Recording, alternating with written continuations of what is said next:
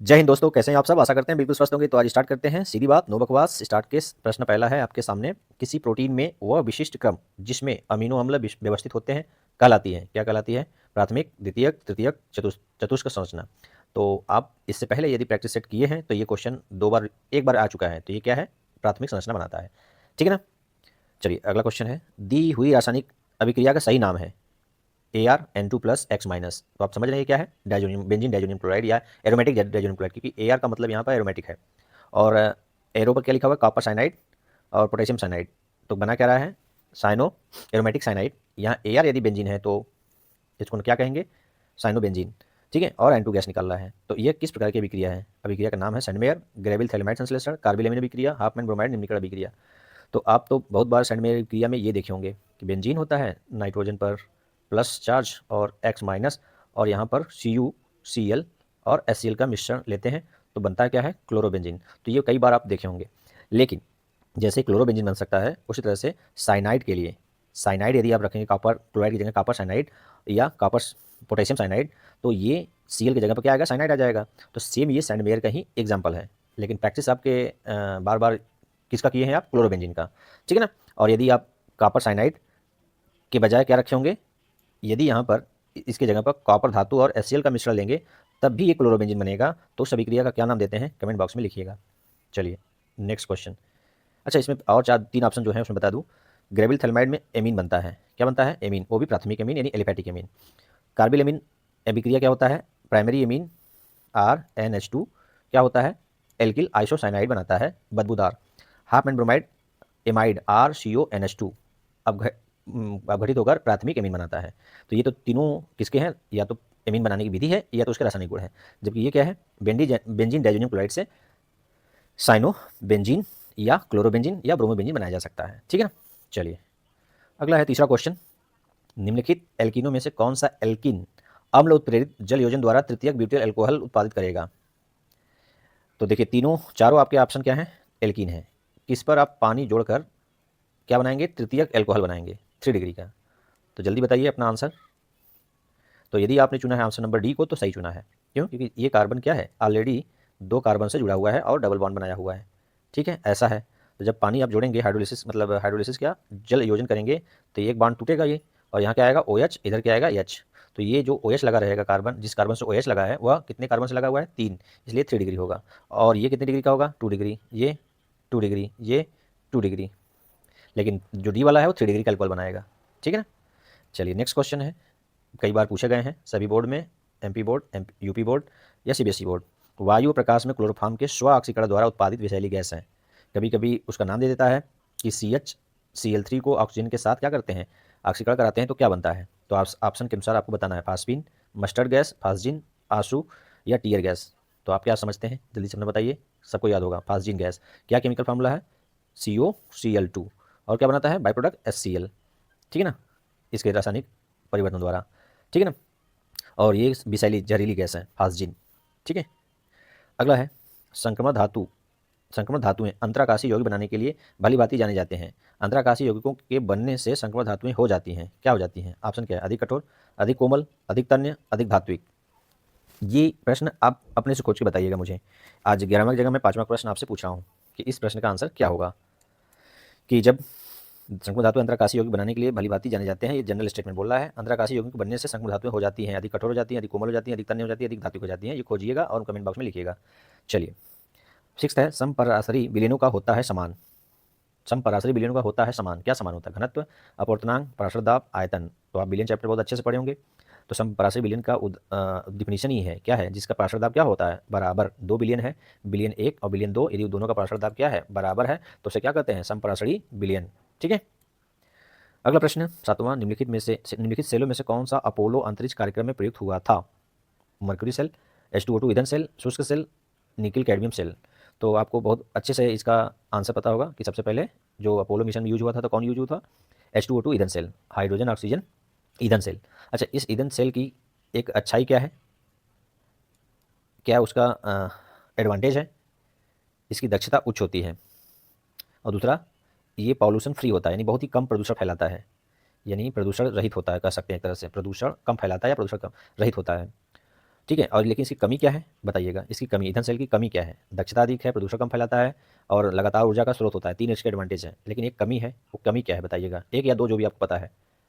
चलिए next question है, किसी अभिक्रिया में जब अभिकर्मक की सांद्रता 4 गुना बढ़ाई जाती है तो अभिक्रिया वेग 16 गुना बढ़ जाता है। अभिक्रिया की कोटि है क्या है? 2.5, 2, 1.5, 0.5। इसको करने के लिए आप एक फार्मूला लगाएंगे, क्या लगाएंगे कि मान लीजिए अभिक्रिया का वेग जो है वो कोई अभिकारक ए ले लीजिए, उसके पावर में एक्स है, पता नहीं है, इसको पता करना है। और यहाँ पर अभिक्रिया का जो फिर से लिख दे रहा हूँ मैं, रेट R1 बराबर के ए के पावर में या आर के पावर में एक्स है, ठीक है। और जब इसका चलिए ए से क्या दे रहा है, प्रोडक्ट दे रहा है, तो जो अभिकारक की सांद्रता कितनी कर दी जाती है? 2 गुना। तो R2 जो हो रहा है के कितना गुना करने पर? 4 गुना करने पर, 4 ए करने पर इसका कितना गुना हो जा रहा है? 16 गुना हो जा रहा है, ठीक है। कितना गुना हो जा रहा है? 16 गुना हो जा रहा है। क्या हो जा रहा है? यानी जो R2 है वो 16 R1 के बराबर हो जा रहा है, ठीक है। तो के ए पावर एक्स और 4 के पावर एक्स, क्योंकि ये अंदर है ना, 4 गुणे ए है तो ए को रहने दीजिए। तो समीकरण नंबर ये 1 हो गया, ये समीकरण नंबर 2 हो गया। समीकरण 2 1 और 2 से तुलना करेंगे, समझ में आ रहा है? तो R1 से R1 कट गया, के से के कट गया, ए पावर एक्स से ए पावर एक्स कट गया, बचा क्या है? 16 इधर बचा है और 4 के पावर एक्स इधर बचा है। तो 16 बराबर 4 एक्स, ठीक है। सॉरी, एक्स के पावर 4 के पावर एक्स है, 4 एक्स नहीं है, 4 के पावर क्या है? एक्स। तो बेस बराबर करने के लिए 16 को क्या करेंगे? तो 16 को ऐसे लिख सकते हैं, 4 के पावर 2, 4 चौके 16 और 4 के पावर एक्स है। जब आधार समान होता है, फिर से लिख दे रहा हूँ इधर बगल में, पीला करके लिख रहा हूँ कलर। देखिए 16 को क्या लिखें कि बेस समान हो जाए, तो इसको ऐसे लिख सकते हैं, 4 का स्क्वायर बराबर 4 पावर एक्स। तो जो घात समान होता है, 4 की घात ये, इधर 4 की घातें 2 है, इधर 4 की घातें एक्स है, तो एक्स बराबर कितना आ गया? एक्स बराबर 2 आ गया। तो किस किस कोटि का है? द्वितीय कोटि का है। किस ऑप्शन में दिया है? ऑप्शन नंबर 2 में दिया है। ऐसा प्रश्न आ चुका है पहले प्रैक्टिस में, ठीक है ना। द्वितीय कोटि की अभिक्रिया है। अगला 9वां क्वेश्चन, फिर से एक इंपॉर्टेंट क्वेश्चन, ऐसे कंफ्यूज करने के लिए बढ़ा चढ़ा कर दे देता है ताकि आप क्वेश्चन में उलझ जाए, आंसर थोड़ा देर से समझ पाएँ। निम्न अणुओं में से किसमें तारक से चिन्हित सी परमाणु कायरल है? तारक से मतलब स्टार, ठीक है। तो ये 4 यौगिक दिए गए हैं और चारों में से कौन कौन कायरल कार्बन रखा है, स्टार वाले हैं, बताइए जल्दी से।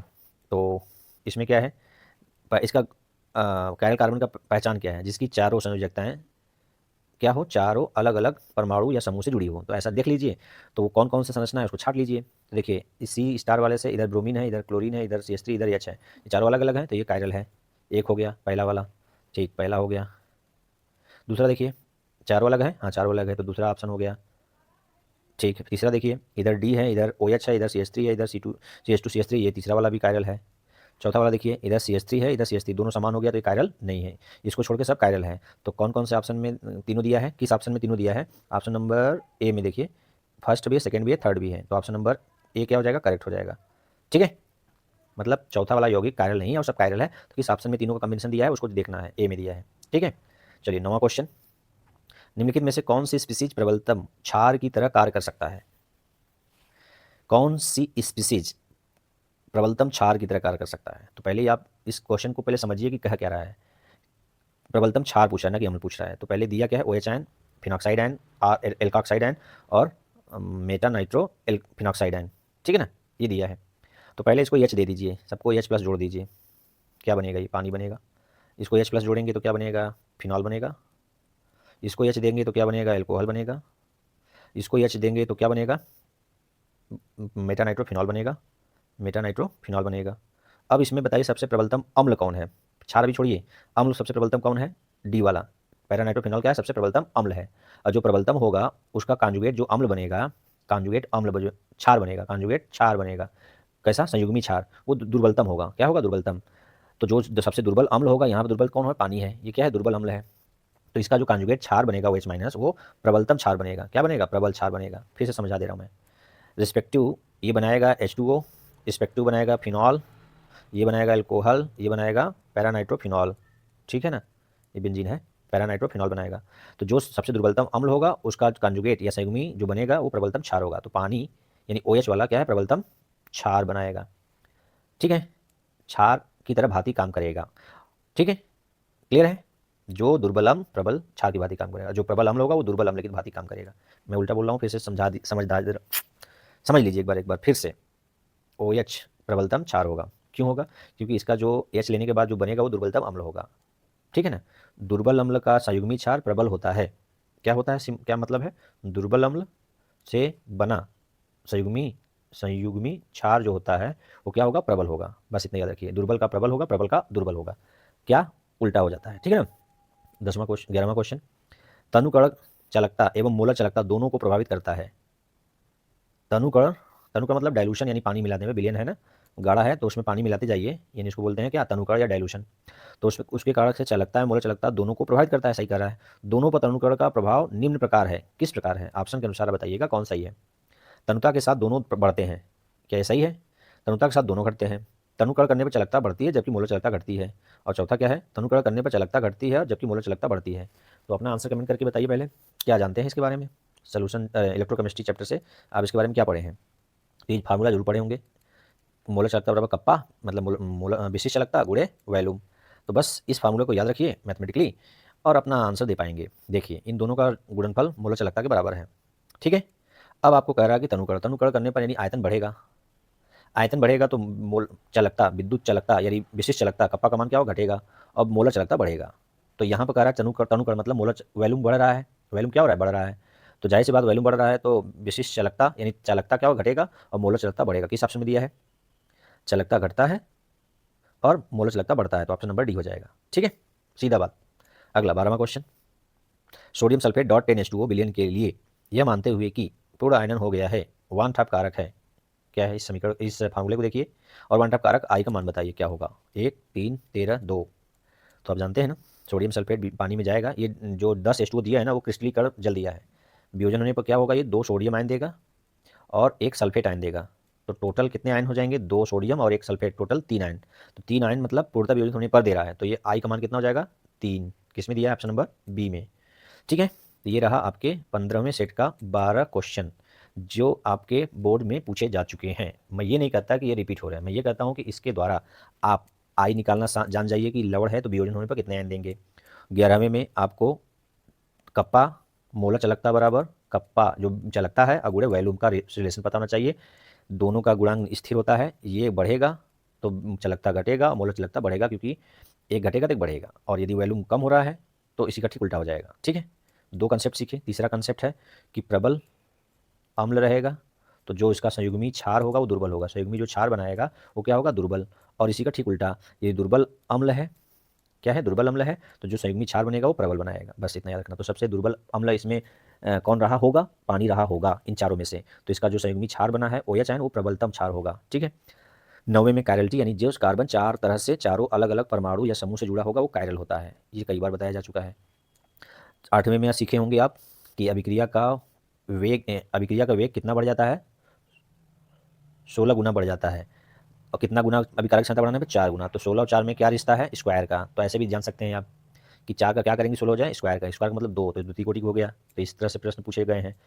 अंतरिक्ष अपोलो ये मेमोरी लेवल का हो गया कि हाइड्रोजन ऑक्सीजन ईंधन सेल। संप्राशय विलयन जिसका प्राशदाब समान होता है। संकरण धातुओं से मैंने आपसे क्वेश्चन पूछा है, आप खोजेंगे अब। और वायु और प्रकाश में क्लोरोफॉर्म क्या बनाता है? फाजिन बनाता है। ये कई बार जहरीली गैस बनाने वाला पूछ लेता है। निम्नलिखित में से एल्किलम ये सोचने वाला है कि तृतीयक एल्कोहल कौन देगा? जो 3 कार्बन से जुड़ा होगा, कार्बन जिस कार्बन पर OH आएगा। अगला ये रेंडमेयर अभिक्रिया में क्लोरो, ब्रोमो और साइनो सब हो सकता है। ज़्यादातर आपको याद करते हैं क्लोरीन वाला, इसलिए यहाँ पर कंफ्यूज हो जाएंगे। और प्रोटीन का विशिष्ट क्रम, किसी प्रोटीन में विशिष्ट क्रम में अमीनो अम्ल को जोड़ना क्या कहलाता है? प्राथमिक संरचना बनाता है। तो इस तरह से 15वां सेट में 12 क्वेश्चन में से आप कितने क्वेश्चन का जवाब जानते थे ईमानदारी से बताइएगा, और नहीं है तो तैयार करिएगा। तो ठीक है, आज के लिए इतना ही। सीधी बात, नो बकवास, काम करते हैं चुपचाप, अपने काम से काम रखिए। चलिए अंत करते हैं आज के सेशन का।